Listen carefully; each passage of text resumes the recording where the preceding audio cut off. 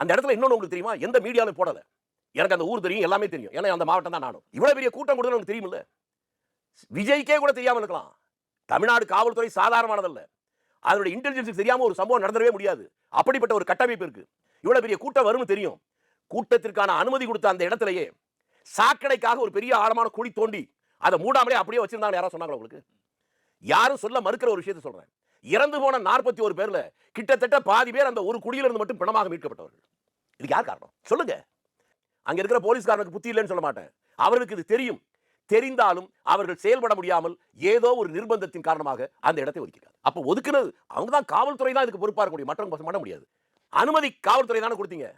நீங்க எப்போ கொடுத்தீங்கன்னு கேட்டான். அது ரிட்டனா காவல்துறை கொடுத்த அனுமதி மதியம் 3 மணியிலிருந்து 10 மணி வரை கொடுத்து எழுதி கொடுத்துருக்கான். ரிட்டனா கொடுத்துருக்கான். நான் கற்பனையில சொல்லல.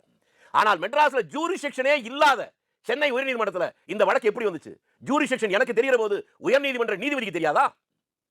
இது சுப்ரீம் கோர்ட் இவ்வளவு கிழிச்சதுக்கு அப்புறமும் இந்த கேள்வி தேவையில்லை. அப்ப இது அரசாங்கத்துக்கு தான் பின்னடைவு இல்லையா? இன்னமும் சந்தேகமா? எனக்கு புரியலைங்க. இது நான் சொன்னா சட்டம் தானே சொல்லுவீங்க. இது என்னன்னு கேட்டீங்கன்னா நான் என்ன பதில் சொல்ல? பெரிய பின்னடைவு சார். உச்சநீதிமன்றம் நேற்று சொல்லி இருக்கிற இந்த வழிகாட்டு என்ன சொல்ற சிபிஐக்கு சரின்னு சொல்லிட்டா பாத்தீங்களா?